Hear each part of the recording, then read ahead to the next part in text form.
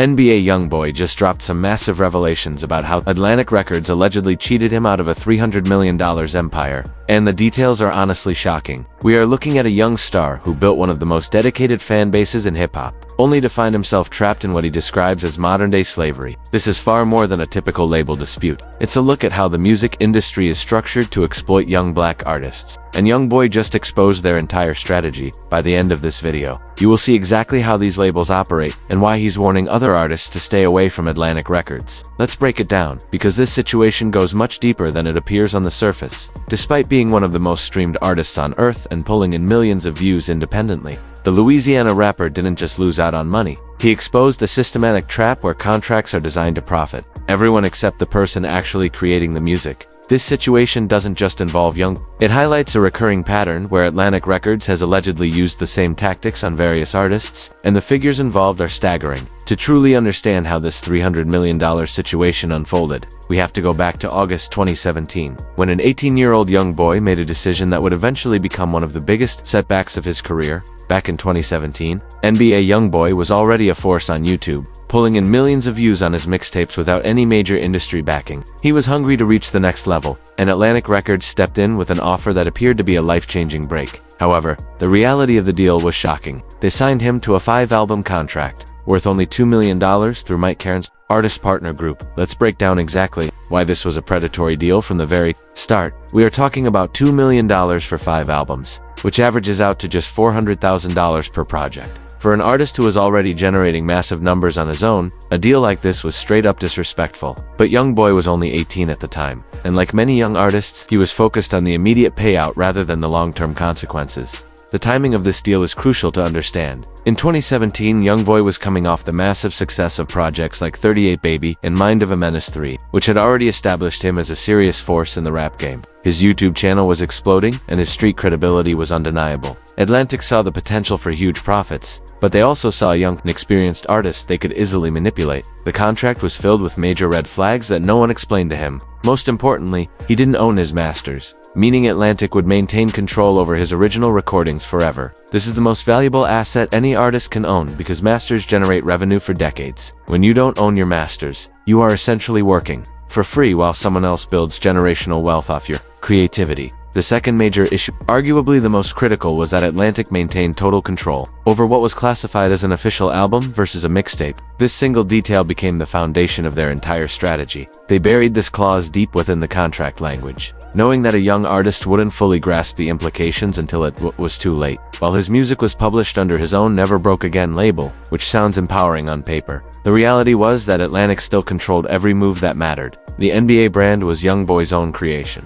representing his mindset and his circle, yet Atlantic was positioned to profit from every part of it. Even at the time, people saw this for what it was. Industry insiders were already calling it $2 million, 5-album deal for an artist with YoungBoy's momentum highway robbery. But the gears were already turning, and Atlantic had their hooks in deep. What makes this even more frustrating is that YoungBoy was already proving he never needed traditional industry support to begin with. His organic growth on YouTube was unprecedented. For a rapper out of Baton Rouge, he was cultivating a fan base that would stay loyal through anything. But he didn't realize that this very loyalty would become his greatest asset and Atlantic's biggest target. This is where things started getting truly wild. After signing that deal in 2017, YoungBoy went into beast mode, dropping project after project. We're talking about a work ethic that was absolutely unmatched in the industry. This young man treated music like a full-time job, staying in the studio constantly to feed his fan base. But Atlantic had other plans, and they were about to show their true colors. The biggest scam they pulled involved the album versus mixtape loophole. This was next-level manipulation that would make a con artist jealous. According to the standard APG contract,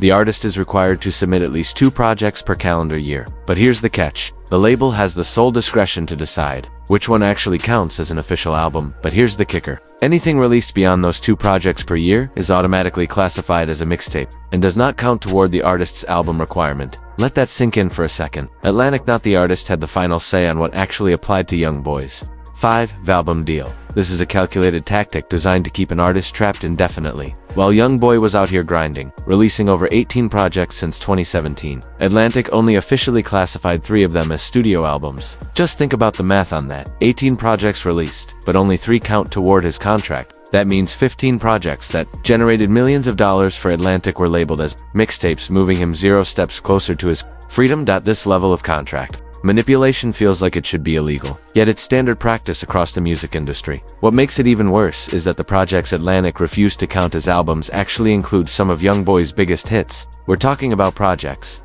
like AI YoungBoy, Until Death Call My Name, For Respect, Top, and countless others that generated massive streaming numbers and revenue. By any reasonable standard, each of these could have been classified as an official album, but Atlantic held the power to decide otherwise. It was a calculated move, no cap. YoungBoy believed he was fulfilling his end of the deal and working toward his freedom, but Atlantic just kept moving the goalposts. According to industry insiders, it's clear that PG and Atlantic Records stood to benefit by dragging out YoungBoy's time on their roster. They were essentially milking him for content while keeping him trapped in that contract. You can't downplay the psychological impact of this kind of manipulation. Imagine working your heart out, dropping project after project, and thinking you're getting closer to the finish line, only to realize the people who are supposed to be your partners are actively working to keep you stuck. That is the kind of betrayal that would break most people. But YoungBoy kept pushing. Yet, that isn't even the wildest part of the story. In July 2020, YoungBoy made an offer that exposed exactly how greedy these labels really are. He took to Instagram and revealed that he offered them his next 4 albums for free. All he wanted in return was his masters, and they still told him no. It's a dirty game. Let that sink in. This young man offered to give Atlantic 4 full projects, worth tens of millions of dollars, just for the right to own his own music, and they turned it down. That's when you realize it's not just about the money anymore. It's about control and power. They would rather keep him trapped than let him own his life's work. The financial weight of that offer is staggering, given his streaming numbers and his fan base. For albums from NBA YoungBoy could easily generate anywhere from $50 million to $100 million in revenue. He was literally offering to work for free just to buy his freedom, and Atlantic still refused. That tells you everything you need to know about their true intentions. This rejection revealed the real play. Labels don't just want your current work. They want to control your entire legacy forever. They want to own your legacy, your children's inheritance, and your grandchildren's future. It's not enough for them to profit off you today. They want to be making money off your work for the next 100 years. The situation truly exploded when YoungBoy started publicly calling out Atlantic for what they were doing to him. That's when the blackballing began, and things got ugly fast. The industry hates it when an artist exposes their tactics, and they have ways of making you pay for speaking the truth. In early 2022, YoungBoy dropped some serious truth bombs on social media that shook the entire industry. He posted, "Why blackball me? I'm the good guy. I was going #1 for 2 weeks straight with a mixtape." He claimed they actually pulled it off the charts to stop his momentum, adding, "I don't give a underscore. You still can't stop me. Don't sign to Atlantic if you're an artist. They won't support you, especially if you live a certain way." He was specifically talking about his project Colors, and this was the moment Atlantic showed their own true colors, no pun intended. This mixtape was holding the #1 spot on Apple Music for 2 straight weeks and debuted at #2 on the Billboard 200. The numbers were undeniable. YoungBoy's fan base was showing up in massive numbers, proving he didn't need industry backing to dominate the charts. But the moment he started speaking out against his contract, Atlantic allegedly pulled the project from certain platforms. While the deluxe edition remained on Spotify, it mysteriously vanished from Apple Music. Without any explanation, this wasn't some technical glitch or a licensing error, it was deliberate sabotage. This is textbook black. The message was loud and clear. If you speak out against the label, they will undermine your success as punishment. They were literally sacrificing their own profits just to teach this young man a lesson about staying in line. It shows just how petty and vindictive these corporations can get when their authority is challenged. The Colors incident was a massive turning point because it put YoungBoy's true market power on full display. Even without radio play, industry backing, or traditional promotion, he was still outselling artists who had the full support of the corporate machine. That is the kind of organic fan base labels dream of. Yet instead of nurturing it, Atlantic was actively working to undermine it. But YoungBoy didn't back down. He continued to expose their tactics, revealing that his music received no promotion from the label and that Atlantic Records provided him with zero assistance. According to him, they simply sat back and collected the money. Think about the weight of that. NBA YoungBoy was Atlantic's top streaming artist, building his entire movement through YouTube with no label help, while they just cashed the checks. This revelation exposed one of the biggest lies in the music industry. The idea that labels provide essential value through marketing and promotion. In YoungBoy's case, Atlantic was doing nothing to support his career, yet they were taking the lion's share of the profits from his success. They were essentially parasites. feeding off his creativity and relentless work ethic. According to DJ Academics, NBA YoungBoy makes nearly $17 million a year just from his Banyo YouTube content alone. That's more than what most major label artists earn from all their revenue streams combined. Despite Atlantic providing zero marketing and zero promotion, they were still taking the lion's share of the profits. It's the definition of parasitic behavior. The YouTube numbers tell the entire story. YoungBoy built his empire on that platform by connecting directly with his fans and dropping music videos that would rack up millions of views in just a few hours. His comment sections became a global community, filled with fans showing genuine love and support. That's the kind of organic growth money simply can't buy. Yet Atlantic was positioned to profit from every bit of it. YoungBoy also called out how these labels actively work against their own artists regarding content protection. He posted, "Atlantic banned my music from all you, get a real job," highlighting how reaction channels and content creators were often able to monetize his work while he wasn't seeing those profits himself. Atlantic had the power to stop this exploitation, but they chose not to, likely because they were profiting from it as well. The more YoungBoy spoke out, the more the industry's dirty secrets were dragged into the light, and he wasn't alone in this fight. Other Atlantic artists began speaking up, making the pattern impossible to ignore. This wasn't just the case of one disgruntled artist. It was a systemic issue, affecting multiple careers. On the same day YoungBoy was exposing Atlantic, Meek Mill dropped his own bombshell. He posted about making Atlantic records, hundreds of millions, only to feel exploited in return. He claimed they put nothing into his project Expensive Pain and then blocked him from releasing another project for 9 months at the very end of his contract. The timing of these revelations wasn't a coincidence. Multiple artists were hitting their breaking point at the exact same time, and they were coordinating their efforts to expose Atlantic's business practices. Meek's situation was especially eye-opening because it showed how labels manipulate release schedules to maintain control, even after an artist has fulfilled their contractual obligations. This wasn't just a single disgruntled artist, it was becoming a movement. PNB Rock, Bod Bobby, and Roddy Rick all shared similar stories regarding Atlantic's predatory tactics. The label clearly had a pattern: target young, vulnerable artists with terrible deals and then exploit them for years. In hindsight, PNB Rock's situation was particularly tragic. He had been vocal about feeling unsupported by Atlantic, and his frustrations were well documented before his untimely passing. His story is a stark reminder of how these industry pressures can take a toll on an artist's mental health and overall well-being. Bod Bobby, despite her controversial rise to fame, offered another perspective. As a young female artist, she faced unique challenges and exploitation that highlighted the intersectional nature of abuse within the industry. Her willingness to speak out, despite the potential risks to her career, showed the real courage it takes to challenge these powerful institutions. YoungBoy also shed light on how the industry discriminates based on an artist's lifestyle and background. When he warned, "Don't sign to Atlantic, especially if you live a certain way," he was calling out how labels profit from street artists while refusing to actually support them. They view these artists as liabilities rather than investments, yet they're still more than happy to collect the checks. This discrimination is particularly harmful because it targets artists from marginalized communities who often have the most authentic stories to tell. Labels want the credibility and marketability that comes with street narratives, but they aren't interested in investing in the artists or the communities that produce them. The legal implications of all this started becoming clear as well. Industry experts began analyzing these contracts and found that what YoungBoy described could potentially be challenged in court. The album versus mixtape loophole might not hold up under legal scrutiny, especially when a label is clearly acting in bad faith. Entertainment. Lawyers began speaking out about the predatory nature of these contracts, especially when they target young artists who lack proper legal representation. The massive power imbalance between major labels and individual artists creates an environment where exploitation isn't just possibly, it's inevitable, but the real-world consequences were immediate and powerful. YoungBoy's fanbase, famously known as the 4KT movement, started boycotting Atlantic artists and calling for major industry reform. The hashtag #FreeYoungBoy hashtag began trending, and other independent artists started sharing their own horror stories about major label deals. The fan response was unprecedented in its organization and persistence. YoungBoy's supporters weren't just casual listeners, they were a dedicated community that understood the injustice of his situation and were fully prepared to take action.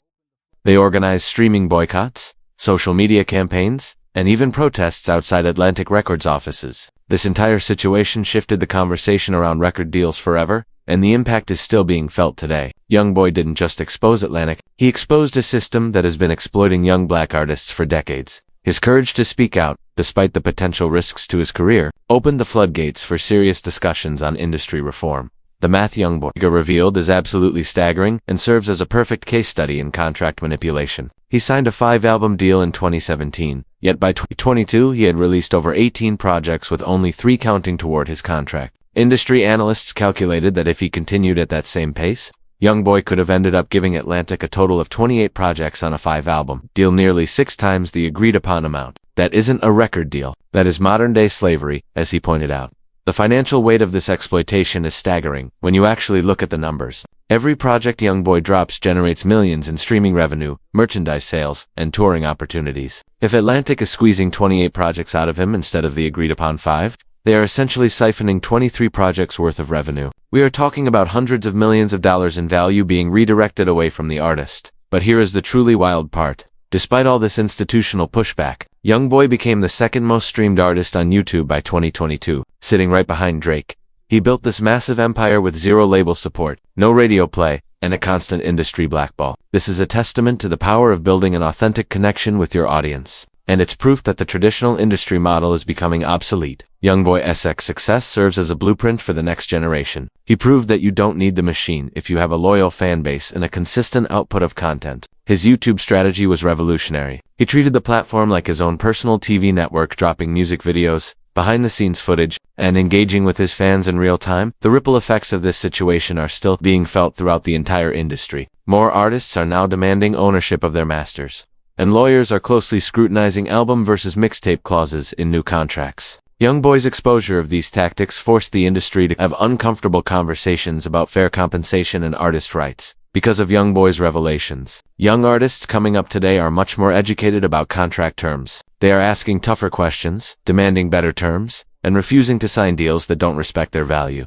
This shift in artist awareness is directly attributable to YoungBoy's willingness to tell the truth about his situation.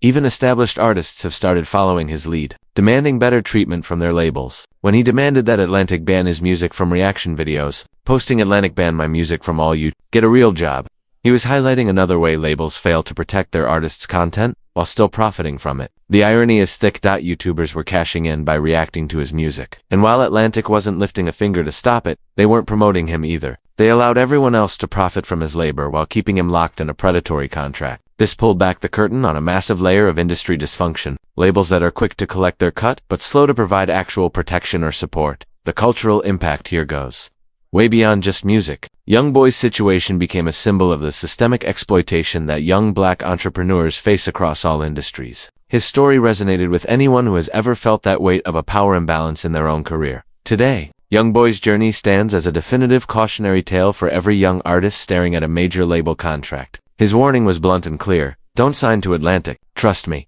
That simple phrase has likely saved countless artists from falling into the same trap, turning a personal struggle into a rallying cry for independence and self-ownership. That the culture of silence that these labels, created through blackballing and intimidation, is finally being challenged. Artists are realizing that speaking out, even if it costs them in the short term, can lead to long-term freedom and industry-wide change. YoungBoy proved that authentic artistry and a real connection with fans can survive even the most aggressive industry. Retaliation, independent artists and entrepreneurs have already begun studying YoungBoy's model of direct fan engagement and platform ownership as a blueprint for the future. His success without traditional industry support has become a case study in business schools and music industry programs, proving that the middleman model is becoming less relevant in the digital age. Even the legal landscape is shifting. Entertainment lawyers are now using the details revealed in YoungBoy's situation to challenge similar predatory clauses. Some have already won victories for their clients by highlighting how these album versus mixtape loopholes constitute acting in bad faith. By the time he fulfilled his obligations and moved toward his reported $60 million renewal and eventual independence, he hadn't just finished a contract, he had changed the game for everyone coming up behind him. NBA YoungBoy's legacy in this entire situation goes way beyond his personal freedom. It's actually about pulling the curtain back on a system that's been designed to exploit young talent for decades. He proved that even when major labels try to tear you down for speaking your mind, they can't stop authentic artistry or a genuine connection with the fans. That $300 million he potentially walked away from isn't just a number. It represents the massive value these labels drain from artists, while leaving them with nothing but crumbs. By exposing their tactics, YoungBoy might have just saved the next generation of creators from falling into those same traps. His sacrifice ended up being a gift to future artists who now know exactly what to watch out for. Seriously, this young king took a stand when it would have been so much easier to just stay quiet and collect his checks. That's the kind of courage that actually shifts the industry and protects those coming up next at Atlantic. thought they could silence him through contract manipulation and but they completely underestimated the power of the truth and his bond with the people. The game is changing because artists like NBA YoungBoy are refusing to accept modern-day slavery disguised as record deals. His influence now reaches past the music, sparking broader conversations about fair business, generational wealth, and the vital importance of owning your masters. That's some real gangster moves right there. No cap. The movement he started is only getting bigger, with new artists pointing to his bravery as the inspiration for their own independence. His story is proof that sometimes the most powerful thing you can do is tell the truth, even if it costs you everything. That's a legacy that lasts forever, and it's worth way more than any contract Atlantic could ever put on the table.